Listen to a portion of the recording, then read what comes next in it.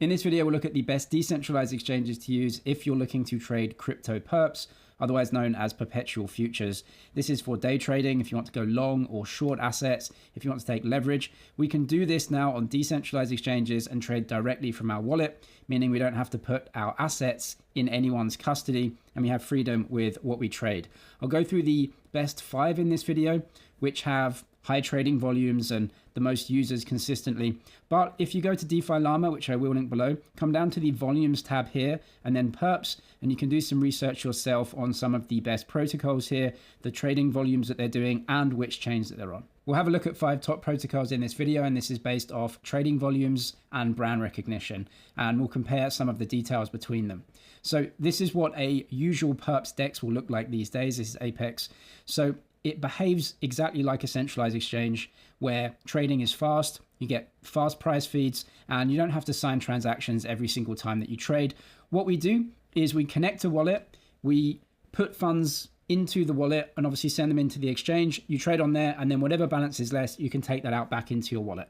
That's usually how they work, so you don't have to sign transactions every time you trade like you do on a normal decentralized exchange. We also have Apex, PancakeSwap, DYDX, and GMX, the first 4 here.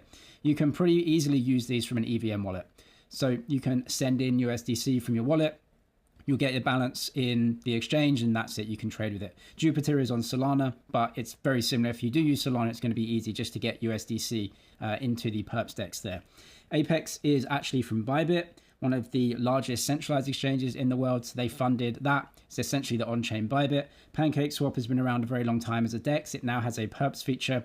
DYDX is a standalone chain right now, so they have DYDX chain, but you can link your EVM wallet pretty easily and just get some funds and start trading on there. GMX was really launched on Arbitrum. It's kind of the Perps DEX for Arbitrum. They do use Avalanche as well, but really it's mainly Arbitrum there, and of course Jupiter on Solana. If you don't know how to get set up with a blockchain wallet or use any of these protocols, I'll link tutorial guides for them down in the description. So it shows you step by step how to get a wallet, get set up on them, get funds in there and trade. Once you've got a wallet set up, it's exactly like a centralized exchange. So on the left-hand side, you have the assets that you can trade here. Now, these are DEXs. So really what they're doing is just getting price feeds from somewhere, right? So Bitcoin and ETH price feeds against USD, and then that's what you trade. Now, of course, these are Perps DEXs, so we're not actually buying or selling any crypto here. We're just trading the price, essentially speculating on the price. And so those price feeds are just something that we need in order to obviously make our orders and limit orders and take profits and stop losses. But just like any other centralized exchange, they are really feature rich now. So on Apex, you have limit and market orders. You can put in long and short, and then you'll have your history down here if you have any positions. And as you can see on PancakeSwap, it's very similar. Now, PancakeSwap actually use a different protocol under the surface, which is funded by Binance Labs. I think it's called APX. And within PancakeSwap, there's just a Perps tab that you can go and actually trade here. On PancakeSwap, you can see BNB Chain, Arbitrum, OPBNB, and Base. But what we're doing here is just using these networks to have some funds on there. And then obviously the cheaper networks, you can go ahead, connect a wallet. Once you have funds there, you can very easily trade. GMX is on Arbitrum, as you can see. Again, very similar. You have long and short. Now, very easily, you can just get a stablecoin in here. If you don't have a stablecoin to fund your positions, I think you can also use the ETH and Bitcoin assets. Bitcoin, of course, is wrapped Bitcoin because this is on Arbitrum, which is an Ethereum layer 2. So you're not going to have Bitcoin here, but it's wrapped Bitcoin. Essentially, what most people will do is just come in here with a stablecoin, USDC or USDT. That funds your positions, and then you can trade long and short as you want on there, and any profits or losses are taken out of the stablecoin. That's how it works on centralized exchanges, and of course on the DEXs now is exactly the same. DYDX have been around a very long time.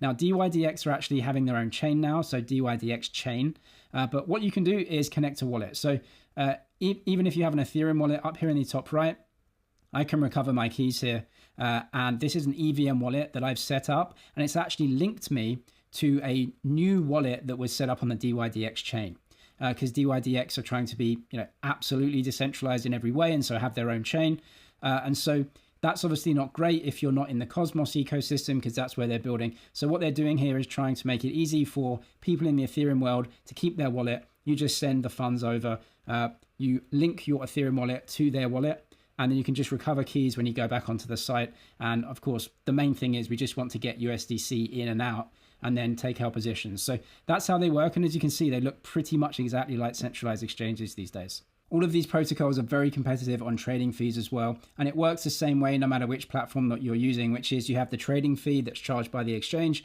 and then you have a funding fee, and that is exchanged between buyers and sellers. So it's got nothing to do with the exchange, but it is part of the cost of trading. Jupiter is slightly different here, where you have a price impact fee as well. So you have 7 basis points trading fee plus a price impact fee, which to be honest shouldn't be that much, for most of us, and then the funding fee, which is that trade cost. So they're definitely the most expensive. As it comes to the cheapest, DYDX and Apex, 1 to 5 basis points. Very, very competitive. 1 basis point trading fee on DYDX is when you're putting in limit orders and you're making liquidity on the order books. And if you get the order done, then you pay down to 1 basis point. If you're using market orders, you're paying up to 5 basis points. Very similar setup for Apex and the others as well. PancakeSwap GMX just a little bit more expensive on the underlying trade fees, but all of these are very, very low. For the most part, these exchanges are set up to accept dollar stablecoins as collateral for your positions. So USDC and USDT are ubiquitous. You can put them in there. And let's say you have $1,000 of USDC. You take a long position, you take a short position, you take some leverage. Well, that $1,000 there is just there to fund any potential losses that you have. So exactly the same as a centralized exchange. Now, some of these exchanges will also allow larger crypto assets as collateral as well. It's Bitcoin and ETH and really nothing else. On Jupiter, you get Solana as a choice as well. All of these protocols may work in a slightly different way. For example, DYDX has its own chain now that it's built. So what you can do is send in assets from your EVM wallet. It goes in and actually has a balance on DYDX chain. Other chains may just use layer 2 scaling solutions. So every time you want to trade, you go through with a transaction. Some others may use a sort of off-chain prover where you actually just send assets in from your wallet. You have an account there, and whichever balance is left, you can withdraw that back into your wallet. I'll show you how one of these works with Apex, which is the one I would use really. So Connect Wallet, MetaMask, and I'm going to send the request here. So I'm logging into an account essentially. So sign and create. Of course, doing that from my wallet. Now from here, once you've connected that, you'll see that you just have a balance of USDC or USDT. So you can deposit that from any chain, right? So if you're using Ethereum or any of these other chains, you just deposit an amount of stablecoins from that chain and it goes in and has a balance in your account.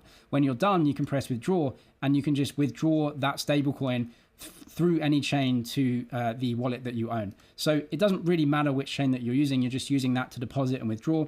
Like I said, other chains may be different, like DYDX, which actually has its own chain. Even though these platforms are known as decentralized exchanges, there are still some pros and cons that I want to explain right now. So firstly, a con is that you're on your own when you use these protocols.